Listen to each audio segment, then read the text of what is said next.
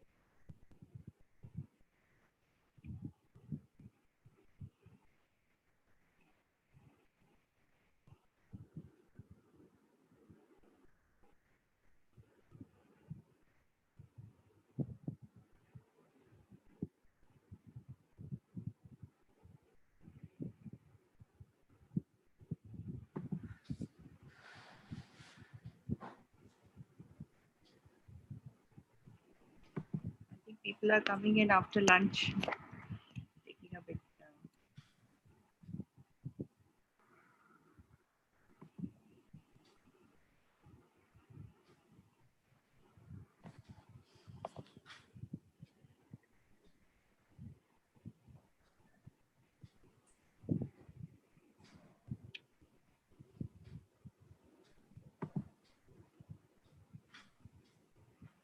Should we start? It's another 2 minutes, maybe. 50 people are in. Another 2 minutes.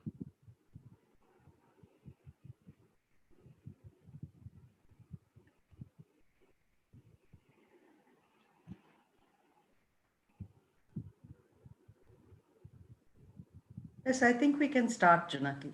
Should start, right? It's 3 minutes Because we past. take the lead. Okay, fine. I just.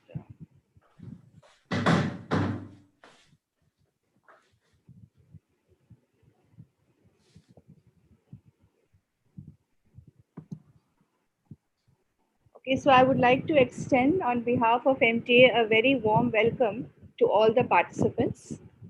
Am I clearly audible to everyone? Yes, you are, Janaki. Okay. So the title of this session is Digital Technology and Online Resources, a means to support mathematics during the COVID-19 pandemic. So the COVID-19 pandemic has really made us rethink about many aspects of education.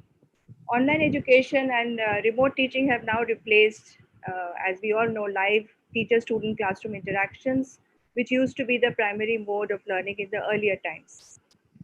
Teaching remotely is now conducted broadly maybe in two ways: in the synchronous mode, where teachers and students interact in real time through various conferencing tools, or asynchronously, where learners are given access to resources and recorded lessons. With these, while these modes, can create huge opportunities for learning, they also require us educators to reflect on more meaningful pedagogy, which can support learners in creative and imaginative ways. Uh, in the past, probably the use of digital technology was somewhat lacking in the mathematics classroom. And even if it was used, it perhaps did not actively engage the student. And always, lack of infrastructure and appropriate devices for making mathematical software accessible to students was always a major challenge. However, since the onset of the pandemic, schools have been forced to explore remote teaching, and teachers have had to conduct their lessons through various platforms: Zoom, Google Meet, Microsoft Teams. All these platforms equipped with screen sharing options enable the teacher to share teaching materials also during live classes. And they can also use writing tablets, which anyway teachers have been doing. But apart from facilitating the regular requirements of teaching, they also have a few other affordances. They enable the teacher to integrate digital tools such as dynamic software and spreadsheets into the lessons. So the appropriate use of these tools can significantly impact the teaching learning process by making the classes, well, let us say, more interactive, maybe meaningful, and by ensuring greater student participation. So the online mode also makes it imperative for us to explore a more blended model of teaching mathematics.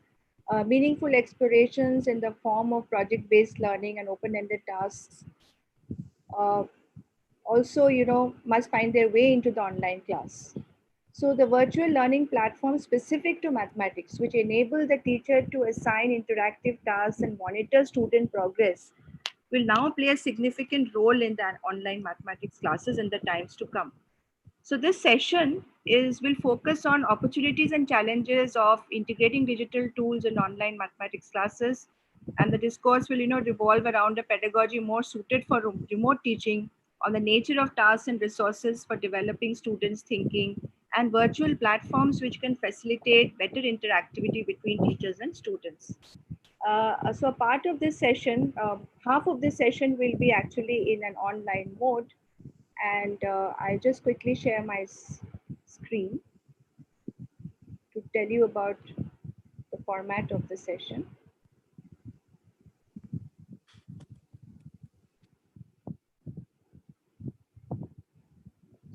Sorry, is it visible? Not yet. It came for a brief second and went off. Okay, just let me. Yes, is the Yes. slide visible? Okay. Yes.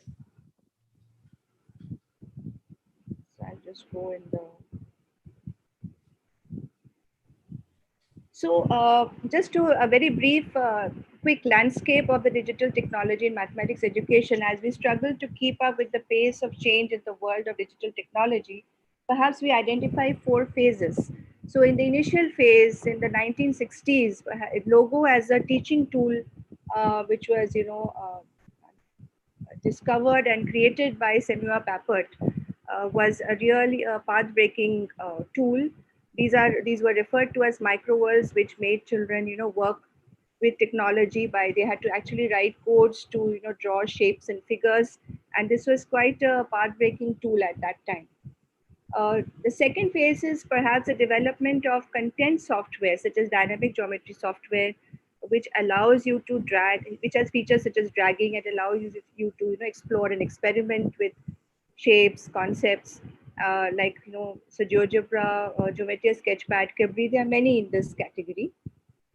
There are also, computer algebra systems. The third phase is the advent of the internet, which led to a plethora of online tools, which have led to collaborative learning and blended learning environments. And perhaps today we would like to focus more on that. And finally, the fourth phase is the broadband internet brings the possibility of creating MOOCs and the cloud, which gives opportunity for storing digital information and provides high computing power. So, if you really look at technology for mathematics instruction, maybe we can, if you look at specifically softwares which can be used for mathematics teaching and learning, these may be broadly classified into these categories of dynamic geometry software, which we are going to look at extensively today. Uh, Handheld technology, which could include graphics calculators and other kinds of calculators, computer algebra systems, and even spreadsheets. Spreadsheets are often ignored, uh, but they also have tremendous possibility. And so I would, without much ado, I would like to introduce our resource person for today, Ms. Sangeeta Gulati. It is a pleasure to have you. She is the head of mathematics department at Sanskriti School in New Delhi. Uh, there are too many things in her CV, so I had to just make it concise. She's a recipient of the National Award for using ICT for innovation in teaching. In 2016, she received this award. She has been a Google Education Certified Innovator and Trainer, a Fulbright Distinguished Awardee, and she has been actively involved with CIET for the last 25 years, NCRT, for developing videos and online material for classes 11 and 12. She is known for training teachers in integrating GeoGebra, Desmos, GSuite for education, and online resources in teaching and learning of mathematics. So it is only appropriate that we have you, Sangeeta, for this session. Uh, I want to also introduce Sneha Titus, who has worked in mathematics education for over 25 years. She has a huge experience. She has been a higher secondary mathematics teacher. She wears many hats. She's a textbook writer, a teacher trainer, workshop facilitator. I know that she's working with textbook committees of many states. She's associate editor of the At Right Angles magazine, a magazine brought out by the Azim Premji University. So welcome, Sneha. I mean, of course, you are helping me coordinate this session, but I thought that introducing you was an order. Briefly, the format of the session. So, the Sangeeta will be showing us rather hands-on, teaching remotely using GeoGebra, and she'll be introducing us to the GeoGebra classroom. Then she will also take us to have a look at the digital whiteboard. So the initial part, this part will be done in a hands-on mode. We urge all the participants to follow the instructions and work with her hands-on. And after that, there's a very brief session on exploratory activities using spreadsheets, because we are talking about inquiry-based learning and how to include project-based learning in the classroom. And it'll end with, the session will end with possibilities with digital resources, which Sneha will take up. So please post your doubts and queries on chat, and we will try to address them to the best of our capabilities. And the session will end with a question answer interaction with the audience. With this, I request Sangeeta to take over. Over to you, Sangeeta. Thank you, Janaki. If you can end your screen share, I can click on. Yes, yes. Thank you so much, Janaki, for the initiatives that you always take and give me the opportunity. At the same time, thank you so much to MTA for putting this event together, because it is much need of the hour that maths community also gets together, starts deliberating on the very relevant topics, and also strengthen ourselves in building these resources which we can use for online teaching. So just a confirmation, are you able to see my slides? Yes, yes, Sangeeta. Thank you. So let's get started. We have very limited time, and we are excited to bring to you a few suggestions which might, as you look forward, might make your classrooms more interactive. You will be connected with your students, and what better way to do that than to use GeoGebra. So when we are looking at using GeoGebra, I am going with some kind of an understanding that some of you are already familiar with. It's more popularly used in our schools and in our own personal ways as an offline software, which, because it's an open source free software, you can download, you can use it in your personal devices. But it is a powerful tool for remote teaching as well. And today's session will focus on that, right? So let's move ahead and see what we are looking at. So requesting participants to stay on mute. Yes, please mute yourselves and switch off your video for the session. Uh, Going ahead, just a brief overview of what GeoGebra is, just in case you are not familiar with it. It's a dynamic mathematics software for all levels of education. Definitely together geometry, algebra, spreadsheets, a lot of graphing activities can be done, and definitely it's a great tool for our school level education as well, but also for higher education. And the idea here is that children get a chance to explore maths. Using GeoGebra, they can develop their conjectures and then build up their understanding of mathematical concepts. And as I said earlier, it is an open source software, and you can freely download it from the website geogebra.org. And once you reach there, you will find lots of information, but you will also be able to find apps which you can download for your mobile devices as well. So you have different apps which you can use for geometry, graphing, 3D, and even augmented reality. So all of that can be used through your mobile devices as well. So go ahead, try that definitely if you have not explored that. But again, why do we need, or why do we use GeoGebra or any other dynamic geometry software, is simply to bring maths to life. So leading students to make conjectures, extending concepts beyond the textbook, leading them to certain discoveries and excitements which otherwise are somewhat restricted as per our curriculum and our textbooks. And that is where these aha moments come in. So certain concepts which even as a teacher I can say were not too clear to me as I used to teach for the decades, I have started making so much more sense when I'm able to visualize them, create them with my students step by step. So that is what GeoGebra briefly does. And as I said, this is the website where you would be able to find not only the ways how to download the software, but also more than million classroom resources. And therefore, considering not even now, but otherwise as well, there's no need to reinvent the wheel when there are brilliant educators all across the world who are putting together these resources for us to use. The idea is to identify the resource, and then because it's an open source, you can edit them, you can change them, modify them, and use them as per the need of you and your students. At the same time, our focus today is going to be how do I use GeoGebra when I don't have students in front of me?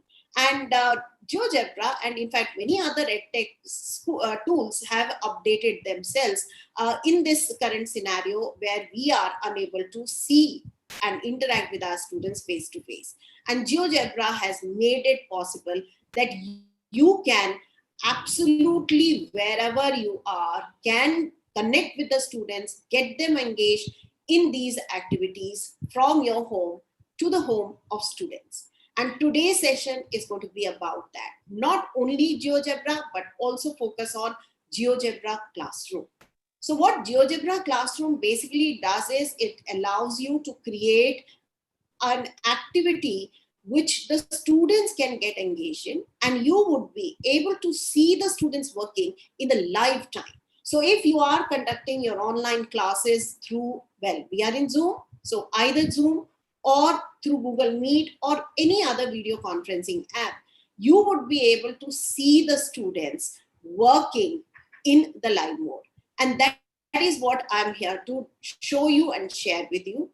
And what better way than to get you join in one of the classrooms to begin with, and then let you experience this first with me. And then we will talk about, of course, how can one create an activity which can allow you to have students joining.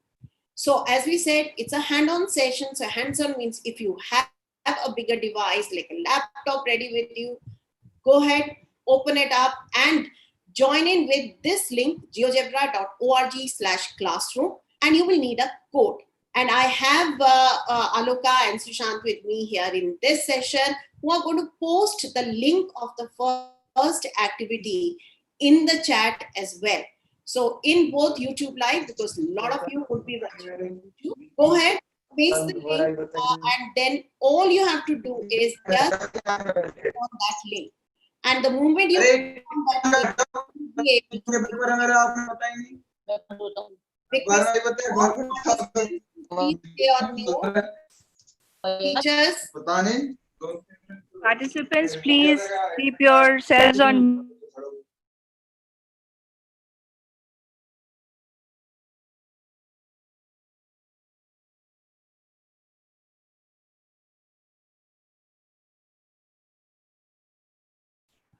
I think Sangeeta ma'am is also muted. She needs to unmute herself. I'll done. Done.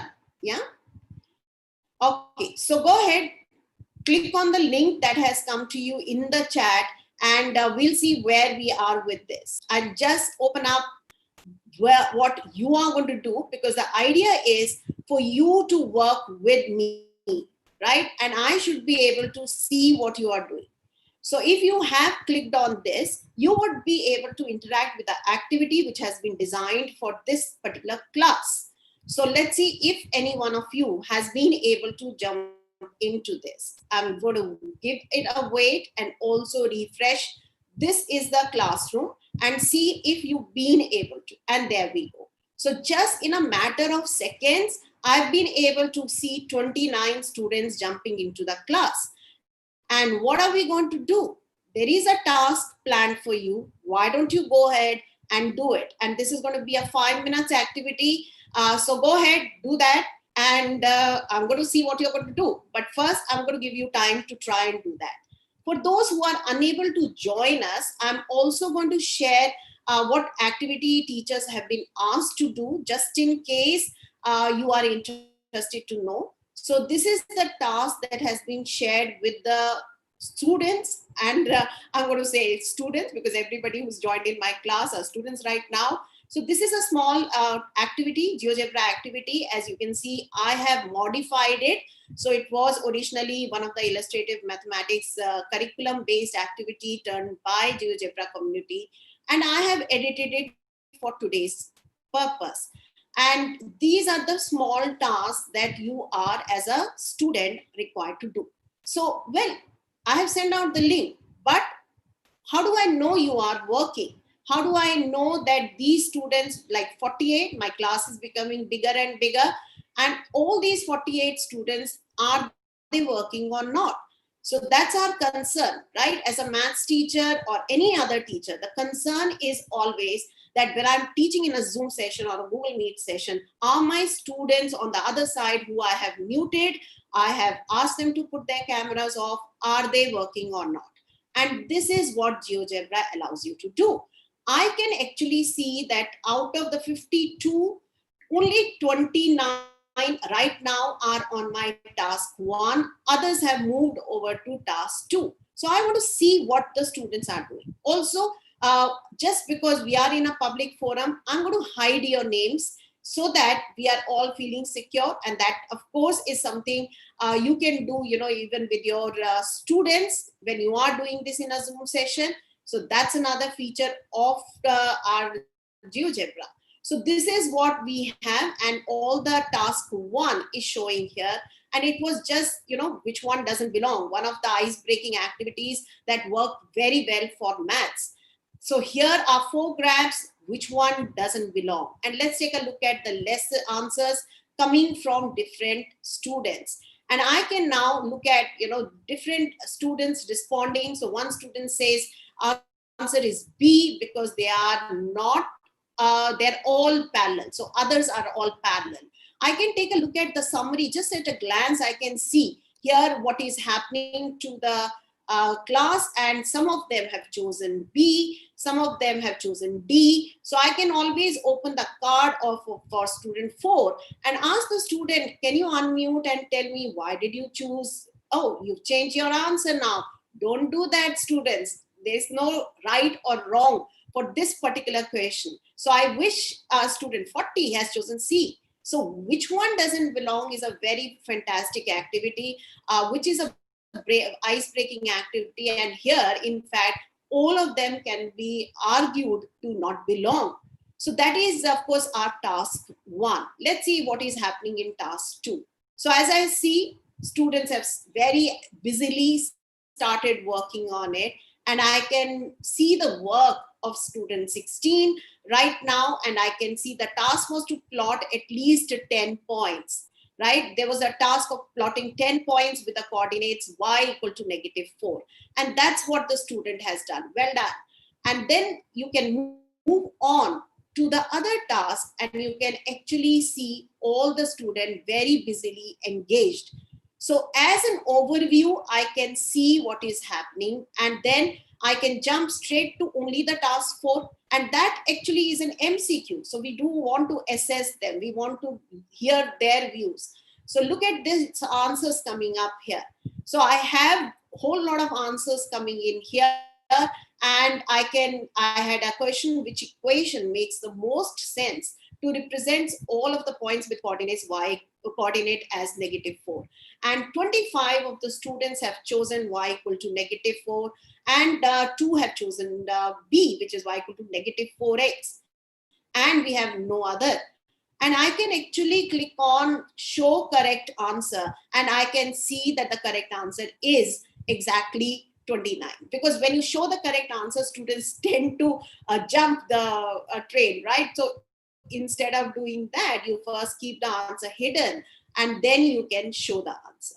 So that, I guess, is the way the GeoGebra activity works. So once again, taking a good look at where people are, and as you can see, 67 of you have joined in. So if you have large classes which you are worried about, well, this is what it looks like. This is how it happens. It doesn't have a number restriction. So I hope you've had a chance to look at it and also understand the power that GeoGebra has been multiplied 100 times, I would say, when you bring this kind of a possibility and an interaction with your students in the classroom.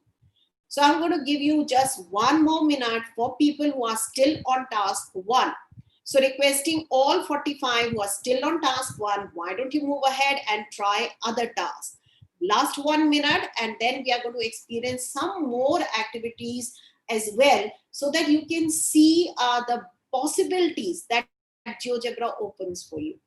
So task 3, I didn't open, and this is where you're asking students to express what are they thinking about. Again, in a class of 67, I cannot have them unmute and talk. So where do you hear them? Where do they get a chance to talk? This is exactly where it is. And I see different answers coming in. So one student writes they are on the same horizontal line. The other students say they all lie on the line y equal to negative 4. They are in line. All the points lie. Now, again, think of the possibility with a class. You might have a simple concept or a very complicated concept that you are teaching, and your students are expressing that in different ways. Some of them could be wrong, some of them could be very right, and some of them could be another alternative expression. And that is the learning opportunity. So sorry to interrupt, but there is a question from Rita who says that how do we create this class? So maybe just a quick. Yeah, we are going to spend last 10 minutes on this. So I want you to first understand the possibility. We are going to take you step by step into. So the whole purpose of this was to get you excited. If you are excited about it, we are not going to leave you there. We will talk about how to create such classroom.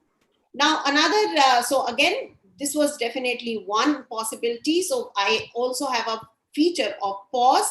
I can pause this activity for you and then resume after the discussion as well. But I don't want to do that right now. I want you to all keep trying. But I also want you to experience some more activities so that you understand the possibilities, and then, of course, your need and your creativity would take it further. So this is our second activity. So again, another link coming in the chat for all of you to try and join me in the second task. Those who are on the first, again, if you had signed in to GeoGebra with your account of GeoGebra, then your work would be saved and you can come back to it. But as a student right now, if you have not signed into GeoGebra and you quit the class, then you will not be able to come back to the work that you had started. So that's again a learning point for us as of now. But don't you worry, these are just for you to get familiar with. So I will show you exactly how to create an account and also how to get these classes working. But try the second activity, the link for which that has come in just now in your chat. Let's see. So I have 20 students joining in. So idea is to give you an understanding of the possibilities with GeoGebra. It doesn't have to be every time very complicated. It doesn't have to have a graph, because there are teachers teaching junior classes and middle school as well. So this activity perhaps would give you a chance to understand what is the possible option. So I'm going to give you a minute to try this out, and then I will show you what the students are doing. So take a minute and work on it. And as I said, the other task will remain there, but if you leave the class without signing in, then your work doesn't do. You have to start all over again when you come back to the class. So today it's all right, but I'll share how you can do it with your students as well. So try this next task that has come in, that is worksheet for classwork. So this is a simple worksheet where you can actually add in the word problems. So if you have word, because the problem with maths is the typing part of it, writing the maths there. So that also is taken care of with GeoGebra in this particular activity, which has been just shared with you. I'm going to just demonstrate for those who are joining me only in watching what the others are doing, so that you can see exactly what the class is doing right now. And please go ahead to try it out. So this is a small worksheet that I had created, and it's a simple question on find the number of ways in which 5 boys and 5 girls be seated. And now GeoGebra has also got these modified GeoGebra applets. They are not necessarily graphs, but this is a whiteboard with a pen and a move tool only. So if needed, you can actually, write your answer just using the trackpad, which is not going to be too good, right? You obviously need some kind of a pen, but if you want to, and if you want to write something like this, or even make, because topic might require that you kind of make an alternative arrangement, and then you want to write or see the reasoning, that can be done with the whiteboard. And this is what I hope the teachers are doing right now. So let's take a look at what their whiteboards look like. Very good. That's fantastic. So I have a student who chose the name as ABC. Now this is the way students are thinking it out. The solution, even if it's a basic 3-digit multiplication that you want to see, you're giving them a space to write on. And that is the part that now you have through GeoGebra and through GeoGebra classroom. So you can see how wonderfully teachers are doing. And I have Tarang, who is busy doodling. So Tarang, come back and do maths, please. It's not drawing or art class.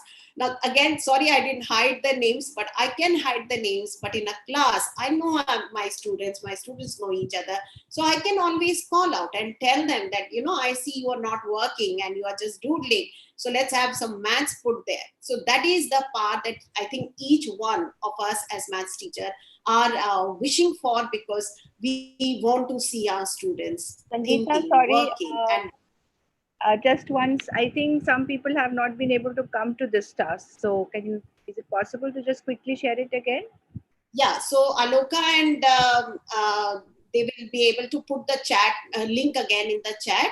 And this is the code. So you can go to open a new tab, type in www.geogebra.org/classroom. And then this is the code for this activity, right? Or somebody can just repost that link. The difference is, if the link is there, you just click on the link and you are in the classroom. But if you are using the code, then you will have to go to first this website, that is the sub website of GeoGebra, and then it asks you for a code of the class, and this is the code, right?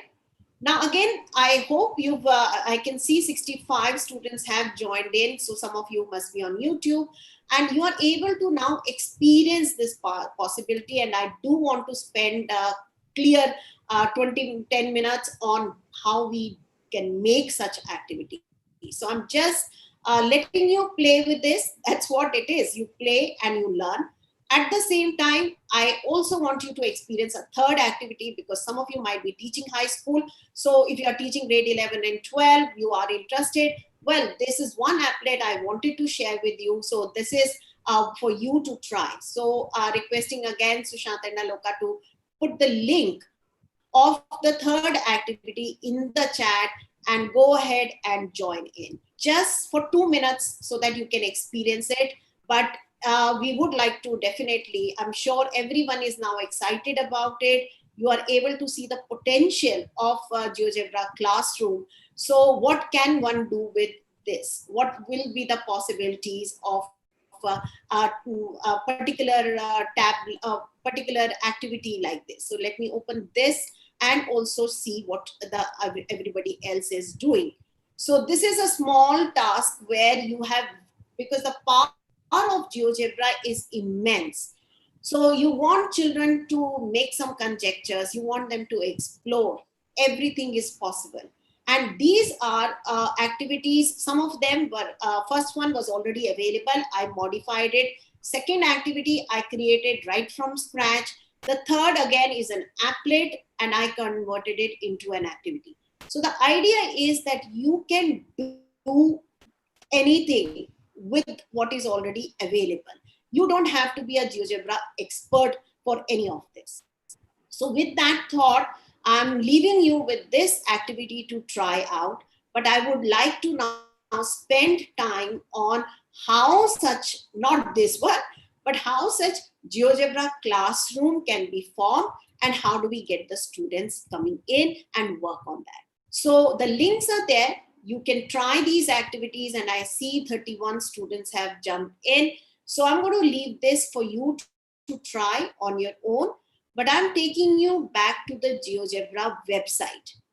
And let's focus on building these classroom activities for students, and also how do we get them edited if you want, and so on. So this is the GeoGebra website, geogebra.org. You have to first come to this website. So I would like everyone to stop playing with those other links. The slides will also be shared with you, so you can revisit these links later, just in case they get lost in the chat. So when you're looking at the GeoGebra website, the very first thing that you must do is to create an account. So very first thing that you need to use GeoGebra for GeoGebra Classroom as a teacher. And if you can have students create accounts in GeoGebra, that would be wonderful, because then their work would get saved and they can come back. But in case your school has some restriction on that, then it's perfectly all right. Even without creating an account, students can get engaged with the activity. It's only that the work is not saved for the student. But in teacher's account, it will always show. So that is the very first step. You have to create account in GeoGebra, and that is what you must do. So how does one do that? On the top right, you would be able to find create account feature, and you will be able to do that. You can sign in with Google or create a separate account. Once you have come to this is a very clear classroom resources button. Don't click on start calculator. This is classroom resources, which if you click, you would be able to come across those more than million activities, right? So this is all there for you to use. They are classified as well. Now, the idea is to identify the right kind of activity. So if you have found a good activity, I'm just opening randomly one of them, and illustrative mathematics curriculum has been used by many US schools, I guess. So that's why GeoGebra is converting entire curriculum for 6 to 8 classes into GeoGebra, and you will find very interesting tasks there, and many of them match exactly our curriculum. So for example, I come to this activity. This is called practice for representations. I don't know what exactly it is, but I'm going to open that, right? And I look at that activity and I see what are the tasks in there. So there is a situation given and then a question asked, write down at least 4 pairs that fit this relationship. So children are going to type. There are going to be a graph that the child will create, and some again more question answers. The idea is that you should have some task. It could be just a GeoGebra applet and a question followed, or it could be number of question answers only. So you find one activity, and all you now have to do is, if this fits you, if this is what you want to use with your student and not want to edit anything, then what you have to do is click on this little button of create class. The moment you click on create class, a dialog box opens up. You can rename this activity. So I'm just going to call it demo 1. And if I have that task created, this is my activity, GeoGebra activity turned into the classroom, and I'm going to click on create. It will take a moment and then it will create a class. That's it. So the idea is to first identify the right activity in GeoGebra and then use that to create a class. And this is the link which has been shared with you. You can copy the link as you are teaching in Zoom or Google Meet or wherever. You can copy this link and paste it in the chat, and children will be able to join in directly. Or alternately, this is what we've been asking you to do. You can come to this link, that is geogebra.org/classroom. It'll ask you for a code, and that is the code that you can flash from your screen, and children will be able to join in. So this is how you can create a class. Now, I know as a teacher that many a times the resources that I find on GeoGebra are not exactly what I want, right? So I come across a task or an activity, and I don't know, what to do with it exactly. I don't want to just send the same thing as it is. It might be too long even. You can edit them. But before that, look at the top here. There is an explore. There are 3 tabs: explore, favorites, mine. Every time you come across a nice activity, you can save them in your favorites so that you can get back to it later. Under mine is all the work that you do. So remember, we just worked with this activity. So there was a demo room that was created. That card will show under mine. It will not show under the main page of classroom resources. So under mine, you will be able to find the classes that you're creating. You can also create a folder and then put them all together in a nice organized manner. And whenever you have a class, you can then do it. It doesn't have to be done on the spot. You can plan just like today my planning, and then you can join in from there, right? So this is definitely something very, very easy to do. And I hope the steps have been clear to you and you would be able to try them. But I also want to take 2 minutes on showing you that how you can edit one of the activities. One good activity, but you want to change it, you want to modify it. So again, if I open this and I find some nice activity here about graphs to compare relationships. Now this activity has some 2 graphs and number of questions and then some more tasks. In a class, I don't necessarily need to do all of them. So all I have to now do is come to these little 3 dots next to the create class. We'll not create class right now. I'll click on these 3 dots, and then I'm going to just copy this activity.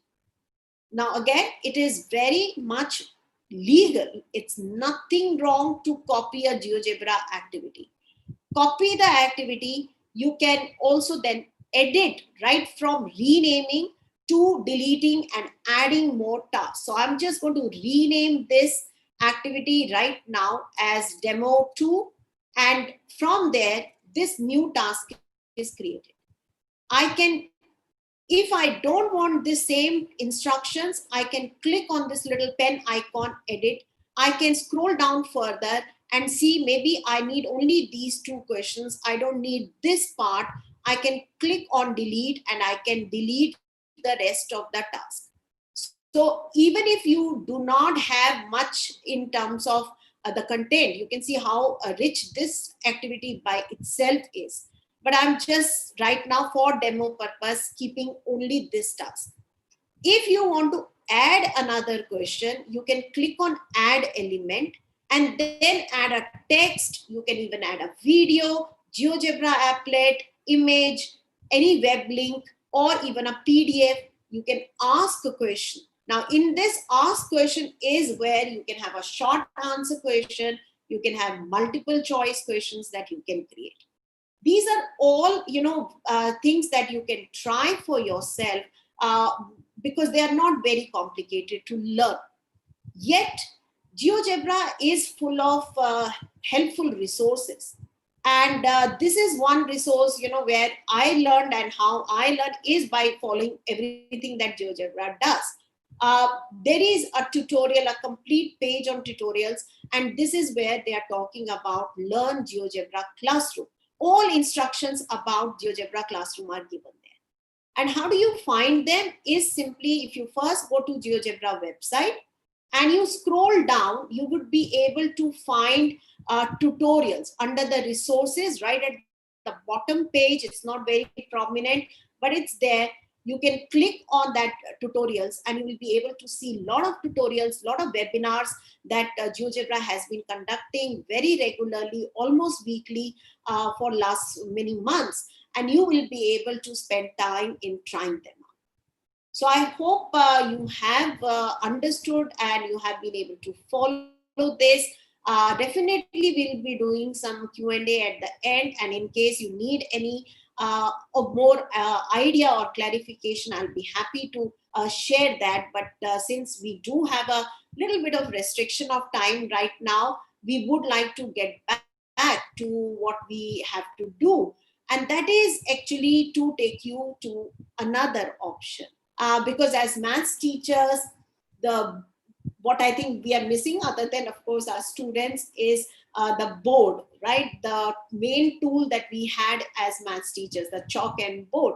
But there are a lot of virtual boards that are available. So we thought we would just like to give you just a glimpse of that, so that you all, you might be already familiar with them. But I have put together 6 possible whiteboards that I have tried. So, and I found them useful. And if you have more, you can put them in the chat and or share with your colleagues. So these are very easy to use apps, and OpenBoard is of course a software, open source again, which you can download. Whiteboard.fi is something very versatile and also very easy to use with your students, so that you can actually see the work of students as they do. Just now you saw one option in GeoGebra. They have made these resources for remote learning, but here for us there is a very nice website called whiteboard.fi. That's what I'm talking about. Good thing about this is that you can do this on the go. I'm going to do that right now. It says new class, no logins needed. I need a new class, so I'm going to just call it MTA demo, and I'm able to now click on and I create a new class. So this is just on the spot is what is happening right now. So this is a whiteboard that has been created on the go. What do I do with it? All I have to do is I have to click on this link, copy it, and then I have to put it in the chat just to share with you, right? So I'm going to just find the chat and put it in the chat as the link, because this is not something which I had shared with the organizers earlier. So I'm going to put this for all in the chat so that everybody can join in. And those who are watching through YouTube, you can, if you would like to, you can type in this URL, but you don't really need to. Just watch it and try it yourself later, and you would be able to get joining in. And there we go. So you can see now my colleagues who are attending, right? All of you have started joining in this whiteboard. All as a teacher I have to do is to ask maybe a question, right? So I can just say, all right, or my class, you have all paid attention. All right, rate my session. What do you feel? So let's say if I'm going to ask you to give me from 1 to 5, 1 the lowest, 5 is the highest. Can you rate my session? Can you put a number down on your whiteboard? Find a board, put the number down. Find a board for yourself, find the pen tool, put a number down. Now, this is something that I'm just doing on the go, right? But what can you do? You can ask a question to the students. Could be you are doing quadratics, and you can say, well, why don't we just give you an equation and everybody is going to solve it. So you can give them an equation, read out an equation, or when you come to whiteboard, you can explore on your own. You can create a teacher whiteboard and push that whiteboard to the students once they have all joined in, right?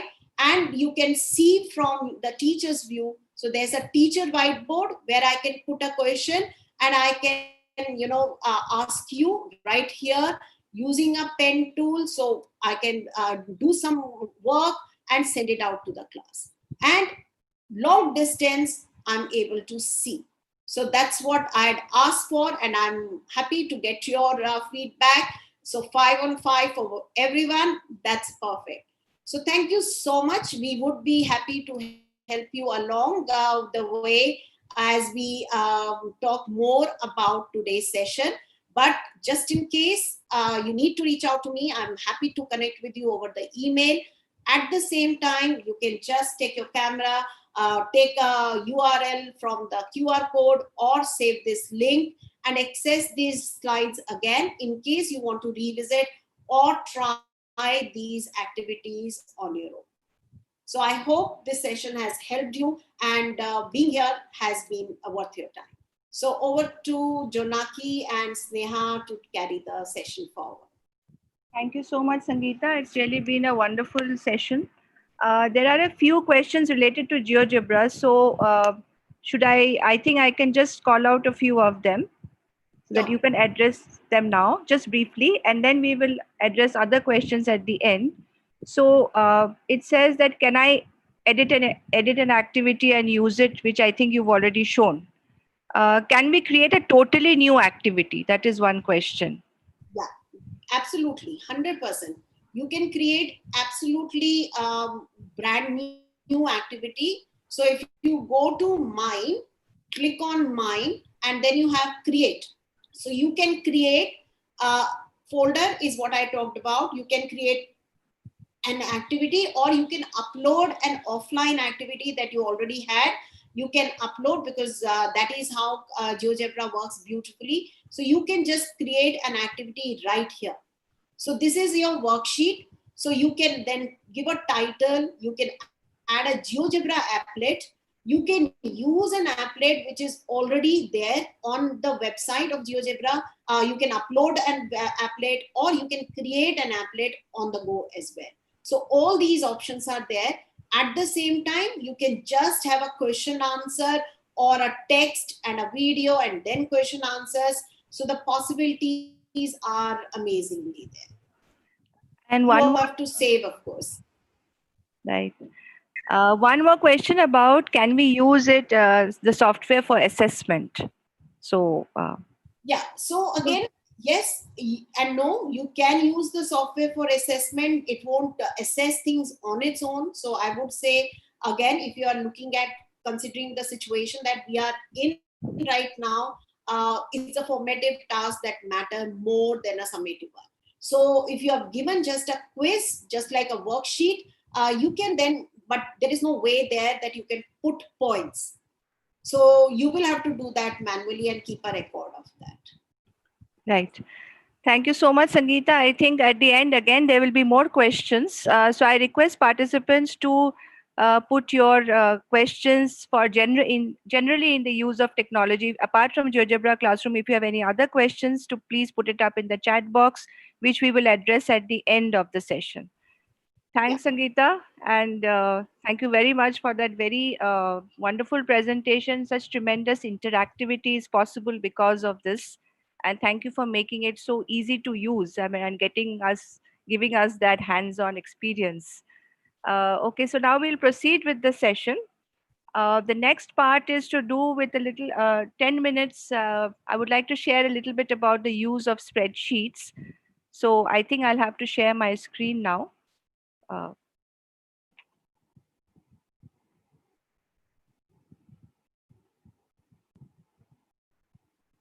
Is my screen visible?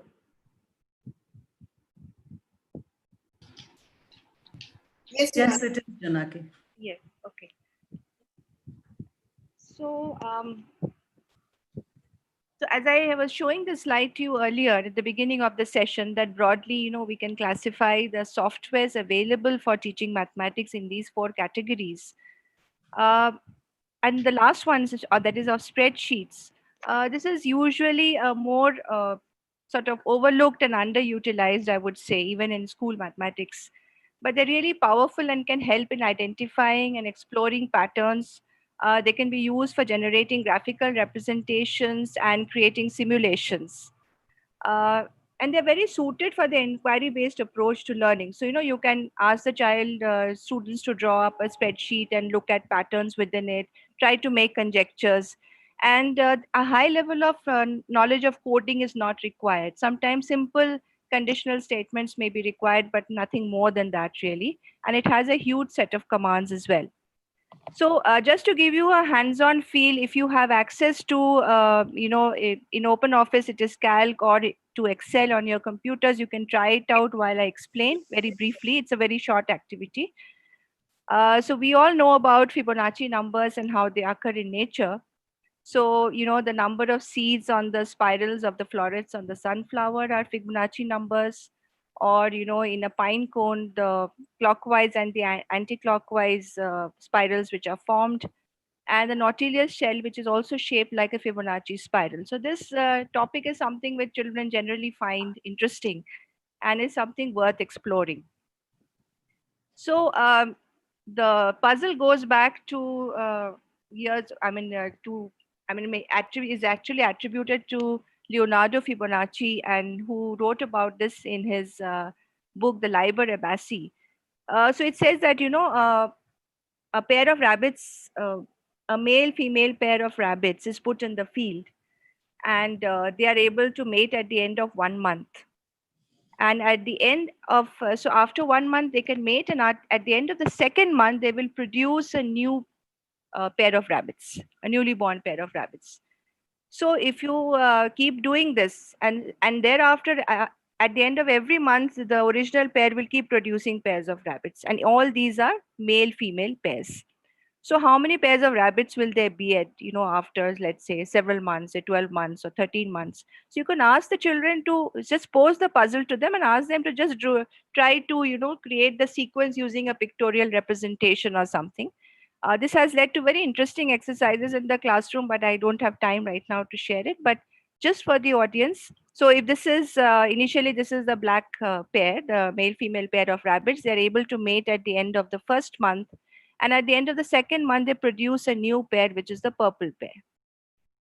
Now, at the end of the third month, this black pair will again produce a new pair of rabbits, but the purple pair will not. They will only mature after 1 month. So now, at the end of the third month, there are actually 3 pairs of rabbits.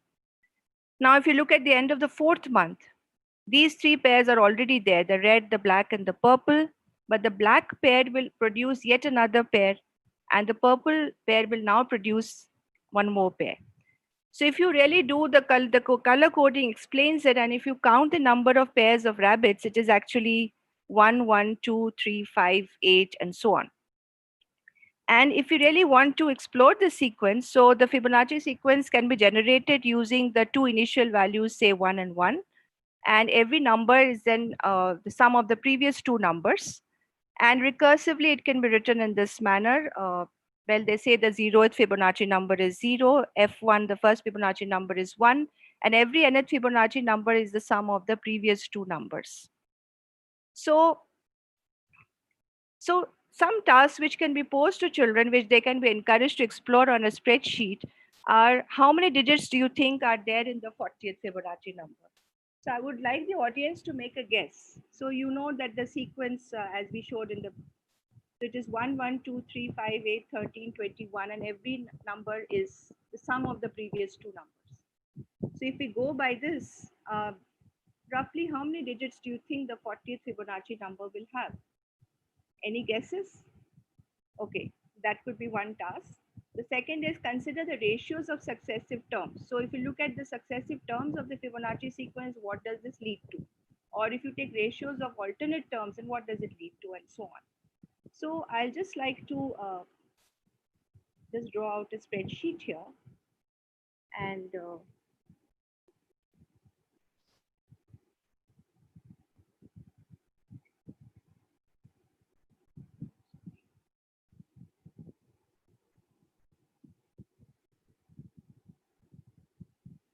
so I already have, so on this spreadsheet, I hope you can see, is the sheet visible to everyone? No, Janaki, I think you'll have to share screen again. Is it? Okay. I don't know why that doesn't.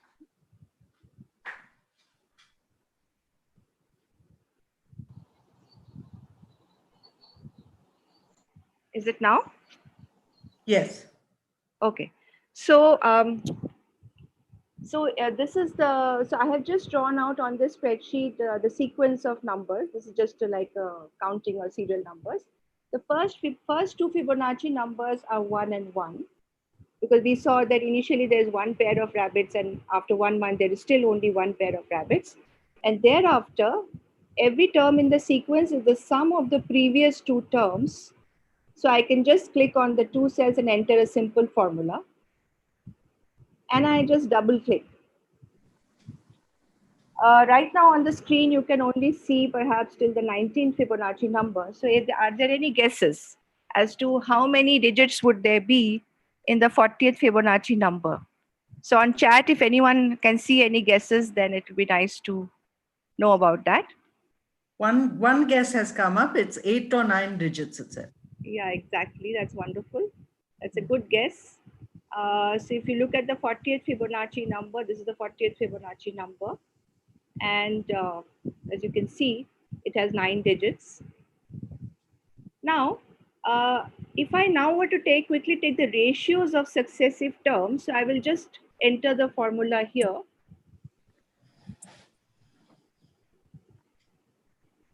Sorry.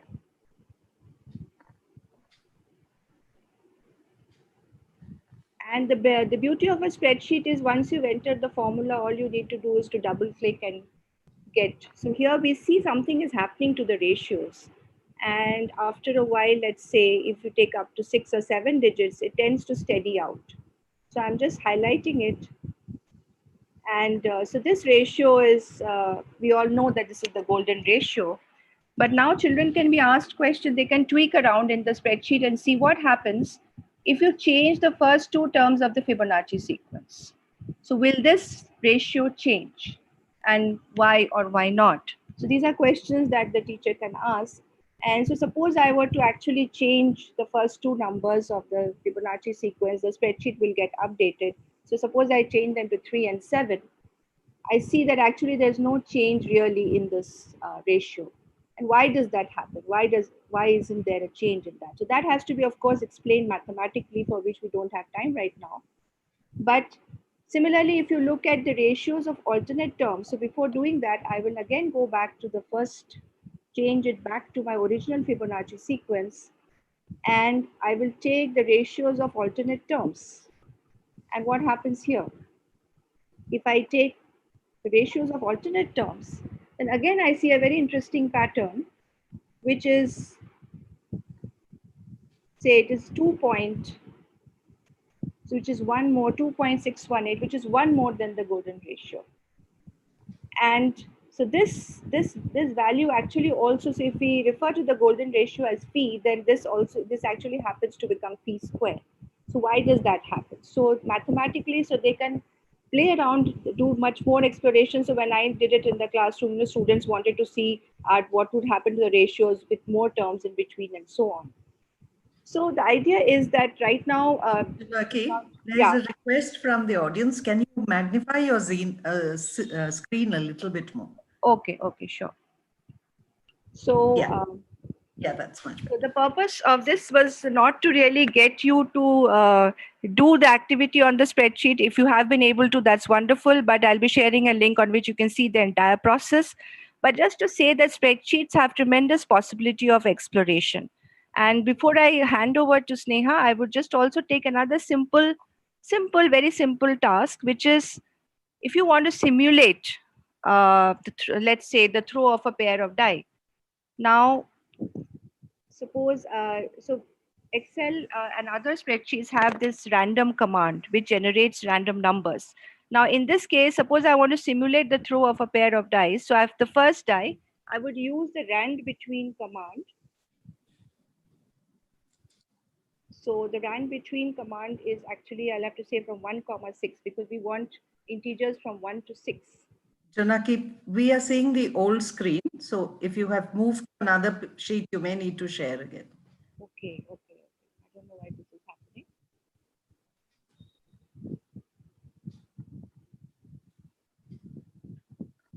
I'll quickly.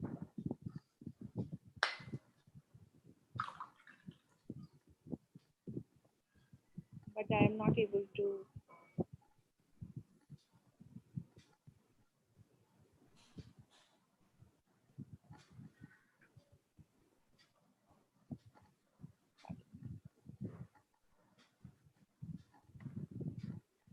Yes, I'll just.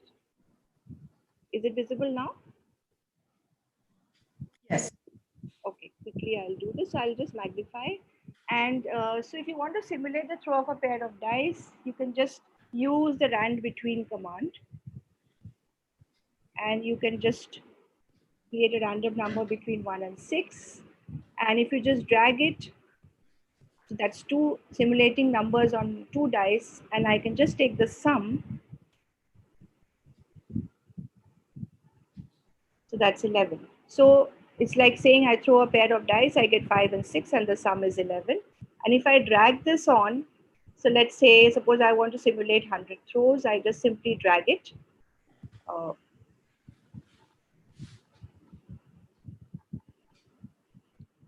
And I get the sums here.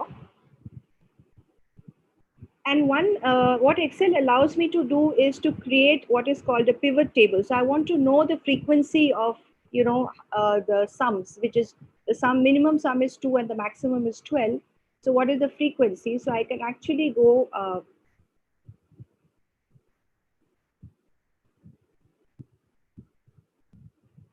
there seems to be a problem here, but okay, so let me quickly show you. Yes, this is what I was talking about. So in this sheet, you can see that I have created this spreadsheet where you have die throws which are showing, and I can just double click and the sheet gets updated. So what you can see on the left hand side are die throws and their sum.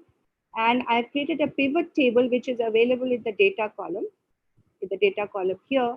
So you can actually go to the pivot table, and this has already been created. So if I refresh the data, what I get is the frequencies of these sums, and these have been calculated as probabilities, and this is the histogram. So you can actually you can just select this data and go to a simple chart option and create this histogram. But if you look at the theoretical probabilities give us a very nice triangular distribution, which are the exact theoretical probabilities. So when the children were given this task, so everybody's initial histogram was quite different. So everybody had for 100 throws of the dice, the different kinds of histograms. So every time you updated the sheet, you get a new score. Jonaki, I'm really sorry, but people can't see the histogram. Is it? Yeah, But even it's I on can't my see it screen. actually. Okay. I don't know whether there's a problem in the Excel, or maybe. Is it visible now? No, no. You may have to. Actually, people can't see the pivot table either. Oh, I see. Okay. I don't know why that is happening. Can see only die 1, die 2 Yeah, and here sum. it is. Now, That, Sorry, is yeah. it now visible?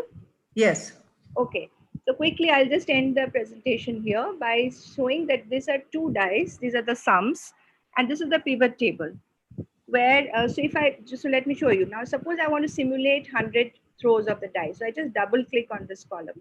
There's a new set of sums which appear. So I just right click and refresh the data. So I now get a new uh, frequency, and these are the probabilities. And this is the histogram for that. Is the histogram visible? Yes. Okay. But if you look at the actual theoretical probabilities, this is the histogram, which is a very nice symmetrical triangular distribution. But if you increase, now suppose I drag these further, and instead of 100, I have 1,000 throws of the dice. And I create a new pivot table for 1,000 throws. So when I double click now, again here, I will get a new set of data, and I refresh this pivot table, I get 1,000 throws.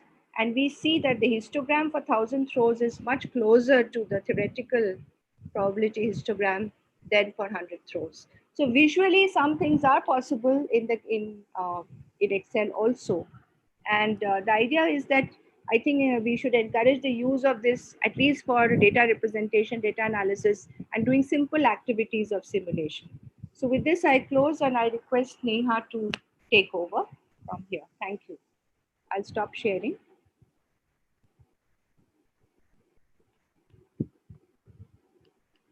Thank you.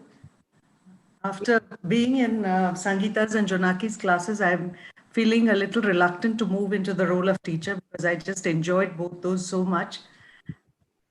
we will look at some other options which are available online. It's a very short presentation.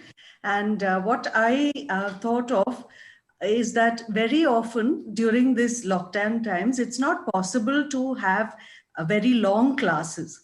However, we can set tasks for students which enable them to pursue some explorations on their own.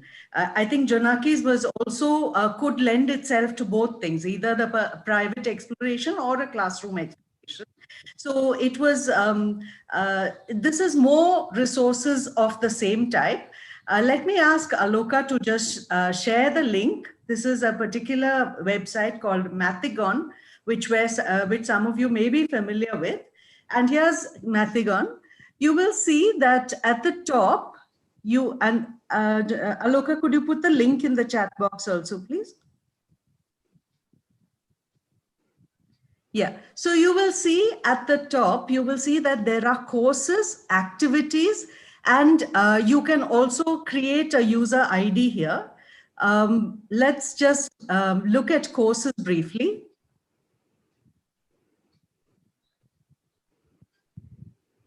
Could you click on courses, Aloka? You may need to refresh your screen. Yeah, so this website is under construction. However, they do have some modules ready. And there is a course on Euclidean geometry. And if you scroll a little bit more, there's on transformations. I found a course on triangles and trigonometry. So these can be small self-learning modules which your students could use just to refresh their knowledge and just to learn a little bit more in very, very small and doable sections. What I also found very nice is that they have question and answer.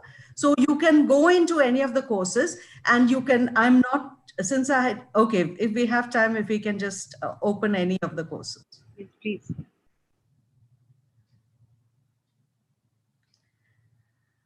Okay, so you start with a little definition, okay? And then if you scroll down, you'll see that a little later, there is a question. There's Archie, the personal tutorial. And as you go down, you will see that there are questions and you are able to proceed in the course only if you answer the question correctly. Otherwise, it tells you try again and things like that. All right. So yeah, so there you go. So so then Aloka is able to move on to the next question. And this is in all the things, there are these options. Yes, Euclidean geometry is not there, but it is if students wants to do a little extra reading around the subject, then this is fine. It's at a very gentle pace.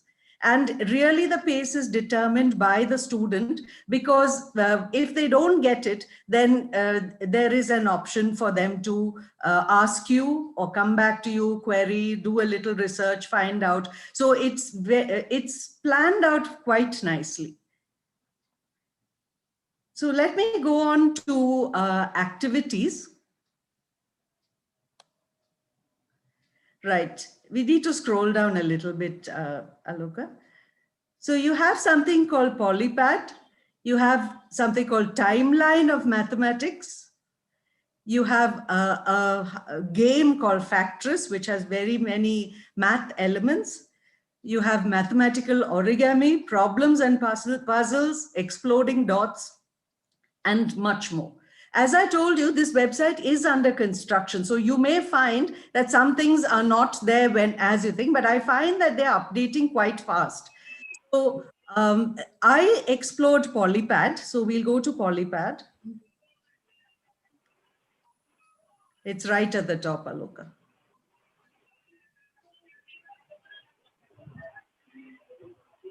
Yeah. So you have over here, yeah, you have a lot of, you need to use the pointer, yeah. Yeah, so you have a lot of shapes and children can use the drag and drop them onto the screen. And yeah, and if you try to click, they will align. Okay, they are created in such a way that they align. You can rotate them by using the little handle on the top. You cannot change the size because they, as I checked with Sangeeta, it's probably because they want to children to tile these shapes. So you can use them to create a lot of shapes. You can help them to explore tessellations with this. And different things, you can teach patterns to the smaller classes. This is just for children to play around, to play and have fun. And as I said, these can be set as tasks for children, which they can do at their own pace, come back to you with their questions, and you could use this to advance their enjoyment of mathematics. So if you go down a little bit on the toolbar on the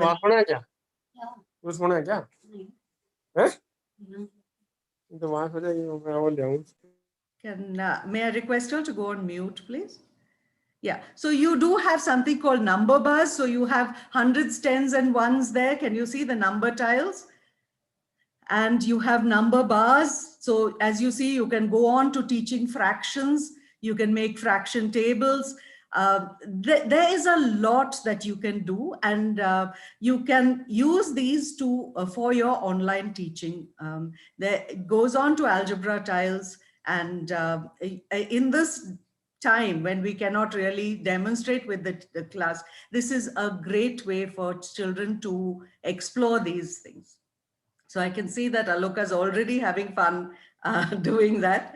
And it is really a fun site. And I encourage you all to try and explore this.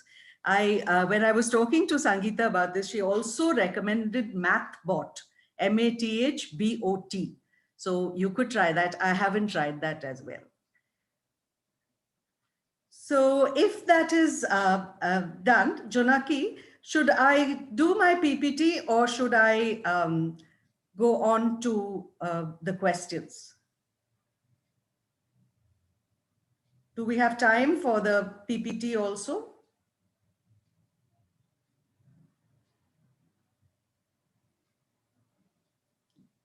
Jonaki, I think you're on mute. Will it be done in 3 to 4 minutes, Neha? Sure. Okay, so please go ahead. I'll tell you after 3 minutes. Yeah. You can start the question answer after that. Yeah, sure. Go ahead. Yeah. Okay. So you can see this. I hope you can see the PPT. Yeah. Yes, yes. You may have to go full screen. Yeah. So I just designed something which was from the Polypad. And what I really wanted to do was, apart from children playing with this Polypad, I thought that sometimes we want to set a more mindful activity. So I have taken an activity which is from the At Right Angles magazine. As Jonaki said, I work with the magazine. It is available online. You can just Google At Right Angles, and it's a free resource. So you can download, you can check it out. There are lots of activities. This is from a particular series, which is called the Low Flow High Ceiling. So what we do here is we start with a very simple activity, and then we try to build it up so that it becomes more and more difficult with each successive activity. So the first, this is for slightly older students, but you take the right isosceles triangles and you try to make all possible quadrilaterals by tiling them together. And here there is no restriction on how many you use. You may use as many as you wish, but there should be no gaps, no overlaps. Okay, not able to move. Okay. So then if you design a table like this and you say name of quadrilateral, number of right isosceles triangles used, the sketch or the picture, possibility of enlarging this quadrilateral using more triangles. So if you continue the same pattern, will this quadrilateral get bigger or bigger and bigger, or will you get a different kind of shape? So here's your sketch, here's your observation. So here we move from just playing around to a more mindful activity, a more reflective activity, which is something else that students could do at this time. Okay. So here are some of the sketches which I made with just two right isosceles using polypad. Okay. And then here's the task. Which shape is missing? Okay. And you will find that you're not able to make the rhombus. So here are questions which you can pose. Okay. What would you do if it was right scalene? So you'll find that a rhombus is possible, but the square will be missing. So lots of lovely questions where students can actually get to practice with their quadrilaterals. Okay. Then you can move this on to triangles. I'm going a little faster, but the activity is available in the At Right Angles magazine, sorry. And here was a lovely result that we got. Okay, if we used more, we found that we could get this kind of pattern, and we actually saw a visual representation of something like the basic proportionality theorem, the midpoint theorem. It was just beautiful how the math was emerging as we played with this. So that's really what I wanted to do. Here's, hypotenuse is equal. The midpoint of the hypotenuse is equal from all the three vertices. Really lovely results, not proved, but demonstrated. And this is left for students to observe. So provided the questioning is made, made well, children can really start exploring. And here we went, this is the meaning of low floor, high ceiling. Here we went really high, okay? So how many square, for which numbers can you make a square? Repeat the above in making triangles, okay? So here were more tasks, okay? Right angles. If you can make a square with M right angled isosceles triangles, can we make a triangle with M triangles? So really lots of playing, lots of fun, and done at the child's pace, which was what we really enjoyed. Okay. So I'm within my 3 minutes, Janaki, and I think we should go over to the best. Thank you very much, Sneha. That was really wonderful. Yes, now we would like to go to the participants' questions, overall questions through the session. So Sneha, will you be taking that up? Yes. I have a question which says, okay, first let me attend to Rita, who has raised her hand. Yes. Ma'am, it would be good if you can put your question on the chat box so that we avoid this. I'll just ask you to put your question on the chat box. And someone has asked a question of Sangeeta ma'am saying, can you throw light on the open board a little more? Yeah, so open board is a website where you can go and download that software. So it's an open source. The link was shared in the chat, and somebody had posted it again. So I'm just going to show that it's actually a software that you will have to download on your device. And once you have downloaded that software, let me get back to that. So if I just go for open board, then this is the website that you would come across, and you can download this software on your device. So what it does is it allows you to have a whiteboard.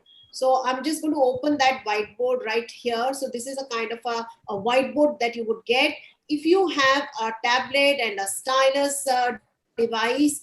You can use that to write on this whiteboard. Right? I'm right now using just my trackpad, but you can write it on the trackboard pad. Using that, you can use it, whatever way you want to teach. So, I mean, some of my examples I'm just opening randomly. So, some of the work that possibly I've done while I'm teaching, so I have already pasted a question which I wanted to review with my students, and then as I'm teaching I can actually write. So this is what whiteboard allows you to do. It also allows you to get some tools which are part of the whiteboard. So this is something you can try and explore. So if ever you need a protractor, then you can get the protractor here, or a ruler. So it's a software which will work offline, but you can use it in your online classes to teach, provided you do have a tablet, a pen, so that you can write on. Okay. So hope that helped.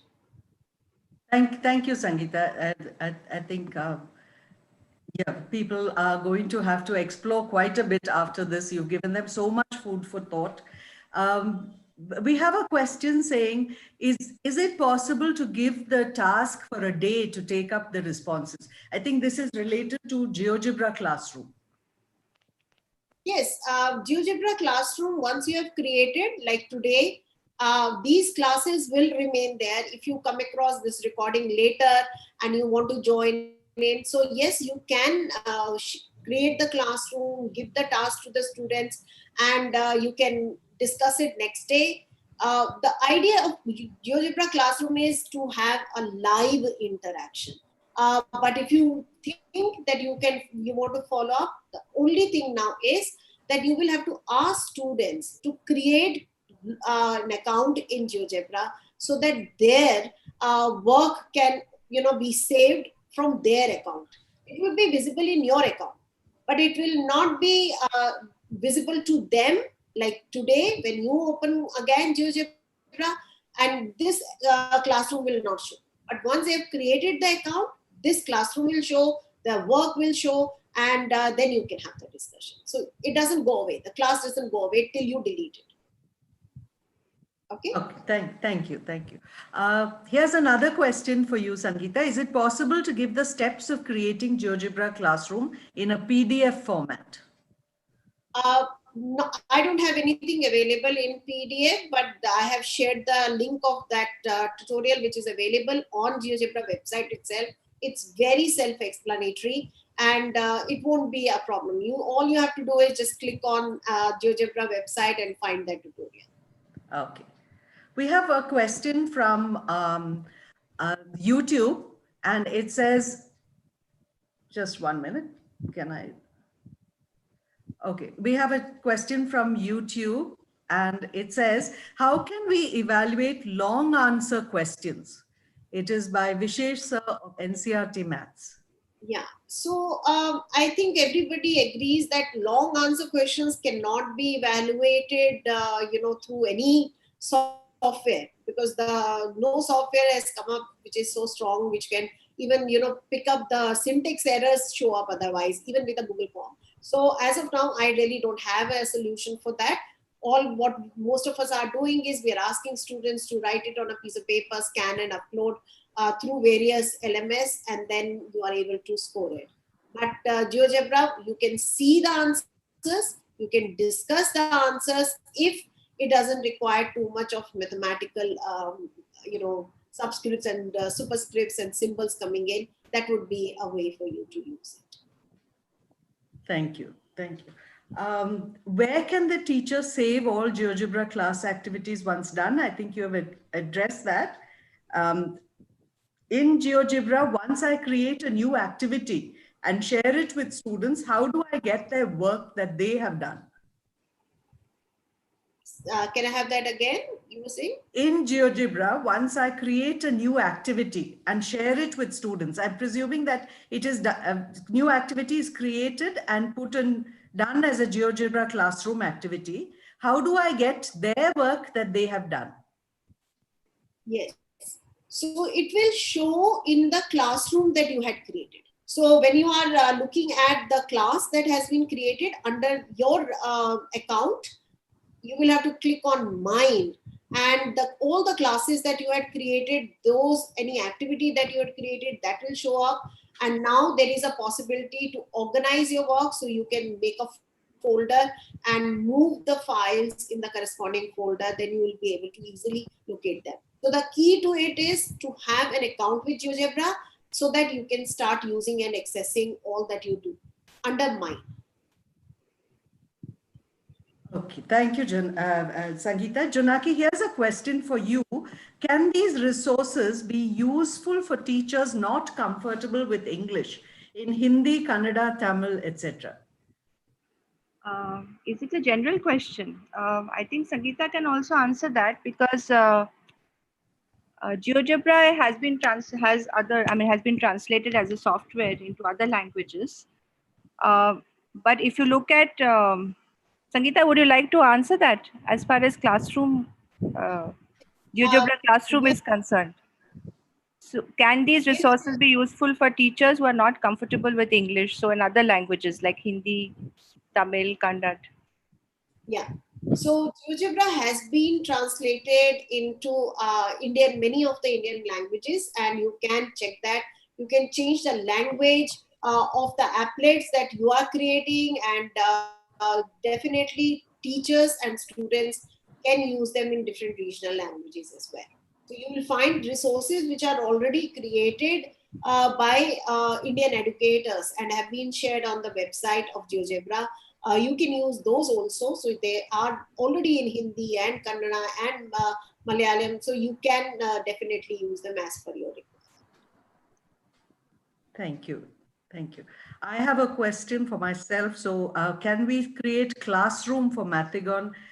No, I don't think that is possible. And here's another question saying, can we use Mathigon for class 1? Definitely, but it is, if you're using it in your class, you will have to use it as a demo and then give the link to children to ask them to play with it. All right. So these are more for individual explorations and demonstrations.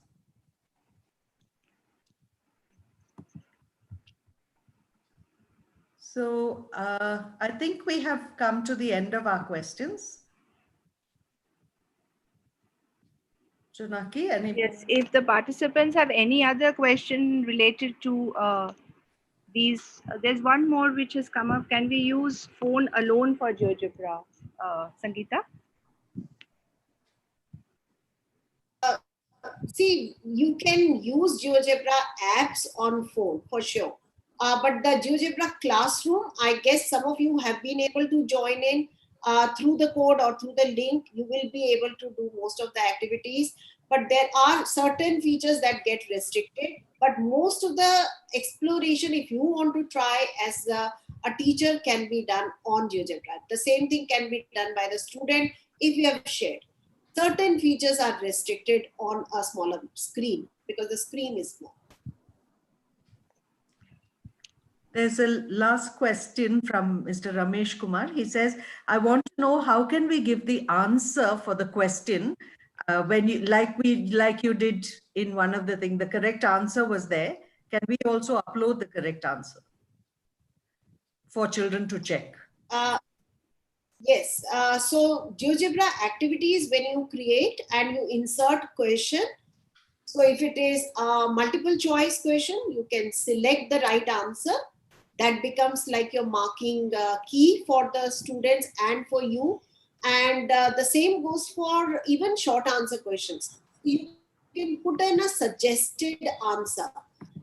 Again, with the subjective questions, the problem is that even if the child has said the same thing, so the child might have said the vertices of triangle are a comma b comma c, but you had written it as vertices of triangle ABC are a comma b comma c, then it might say that this is not the correct solution. So you can put in definitely for multiple choice questions, you can choose the right answer and put in suggested answers for long answers as well.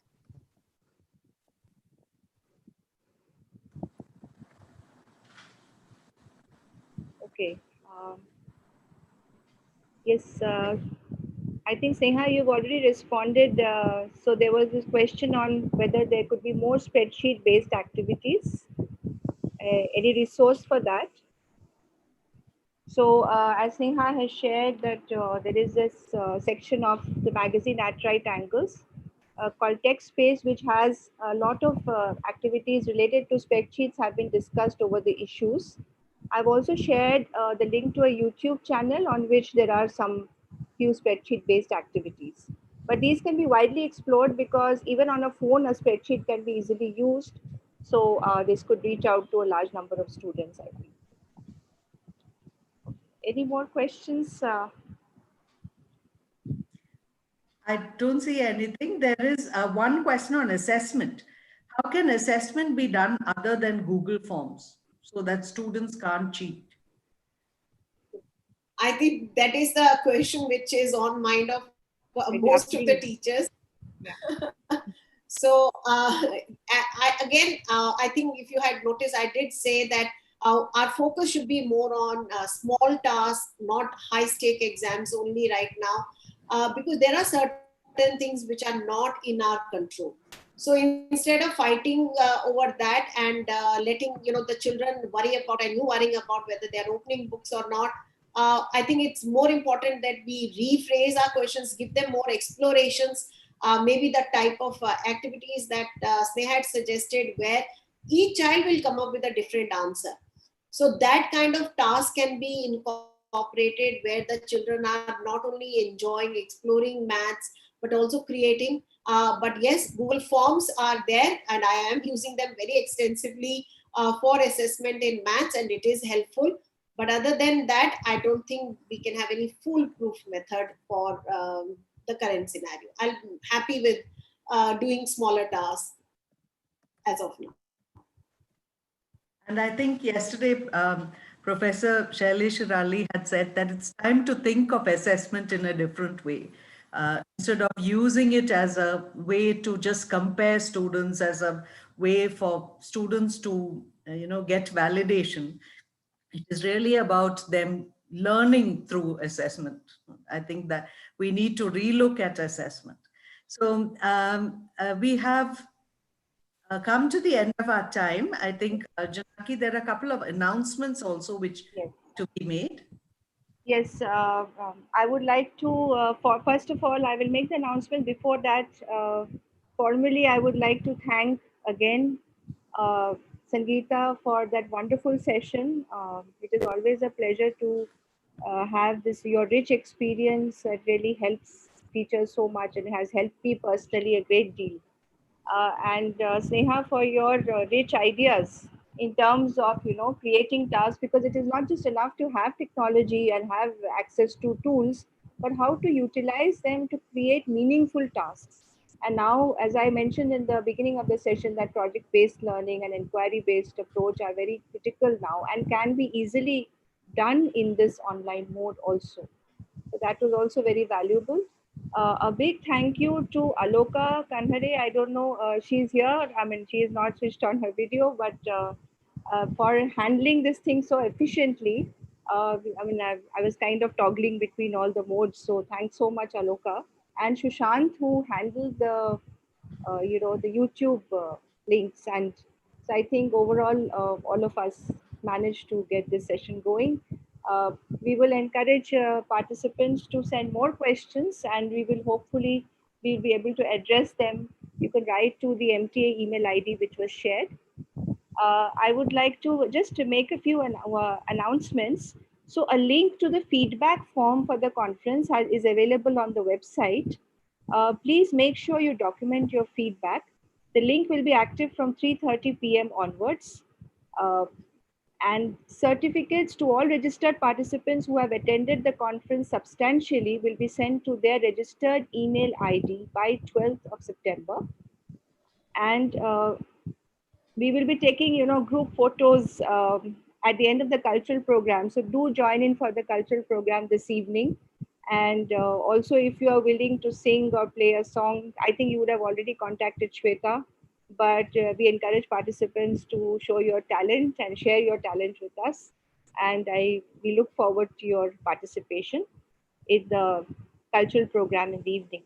Uh, I think if the link, Aloka, is it possible to share the link to the feedback form here on chat?